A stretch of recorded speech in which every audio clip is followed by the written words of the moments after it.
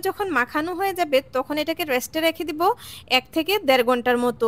আর যদি হাতে বেশি সময় থাকে চাইলে আপনারা এটাকে মেরিনেট করে আরও কিছুক্ষণ রাখতে পারেন। তো দেখুন চলে আসলাম আমি ১ ঘন্টা পর। এখন এটাকে ভাজবো।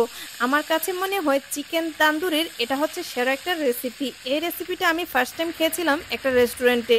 ওখানে খাওয়ার পর আমি নিজের মনে মনে এই রেসিপিটা গুছিয়ে সুন্দর করে করেছি। আল্লাহর রহমতে এখন আর আমি বাহির থেকে চিকেন তান্দুরি কিনে খেতে হয় না, কারণ এই তান্দুরিটার টেস্ট এত বেশি ভালো আসে।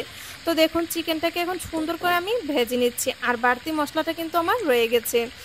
আর এটাকে ঢাকা দিয়ে কিছুক্ষণ চুলার আঁচ মিডিয়ামে রেখে ভাজবো, যাতে করে এই চিকেনটা ভালো করে ভেতর থেকে ভাজা ভাজা হয়ে যায় এবং মাংসটা সেদ্ধ হয়ে যায়। চিকেনটা এই পর্যায়ে উল্টে দিয়ে এটাকে ঢাকা দিয়ে আরও কিছুক্ষণ রান্না করব, যাতে করে চিকেনের ভিতরটা ভালো করে সেদ্ধ হয়ে যায় এবং ভেতর থেকে জুসি জুসি হয়ে যায়। আর চুলার আঁচটা কিন্তু এই পর্যায়ে একেবারে কমিয়ে রেখে এই কাজটা করতে হবে, যাতে করে চিকেনটা ভালোভাবে সিদ্ধ হয়, তাহলেই কিন্তু চিকেনটা খেতে বেশি ভালো লাগবে।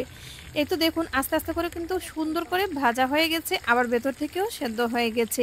এই পর্যায়ে চুলা থেকে নামিয়ে নিচ্ছি। চুলা থেকে নামানোর পর আরও একটা কাজ কিন্তু এখানে করতে হবে, যে কাজটা আমি বলেছিলাম যে বাড়তি মশলাটা আমি রেখেছি সেটা কিন্তু ভিডিও শেষে দেখবেন কিভাবে কাজে লাগাই। তো দেখুন এই পর্যায়ে যে তেলটা কড়াই রয়ে গেছে সেই তেলের মধ্যে এখানে গ্রেভিটা দিয়ে ভালো করে কষিয়ে নিব। এতেই করে কিন্তু এই তান্দুরির আসল টেস্ট পাওয়া যাবে। দেখুন গ্রেভিটা একদম ভালো করে যখন কষানো হয়ে যাবে তখন এই গ্রেভির মধ্যে চিকেনটা আবার উপর থেকে দিয়ে দিচ্ছি।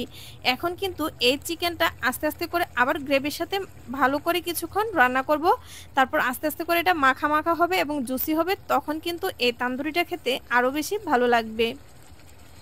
মোট কথা হচ্ছে এই তান্দুরিটা আমার কাছে অনেক বেশি স্পেশাল মনে হয়েছিল যেদিন আমি খেয়েছিলাম। এরপর থেকে তান্দুরি করলে আমি ঠিক এই প্রসেসেই করে থাকি। তো আশা করছি আপনাদের কাছেও আমার আজকের এই রেসিপিটা অনেক বেশি ভালো লাগবে। এই তো দেখুন গ্রেভিটার সাথে কিছুক্ষণ এটাকে ভালো করে সেদ্ধ করলাম। এখন আরেকটু উল্টে দিচ্ছি, যাতে করে এপিট ওপিট ভালো করে মশলাটা মাখা মাখা হয়ে যায়।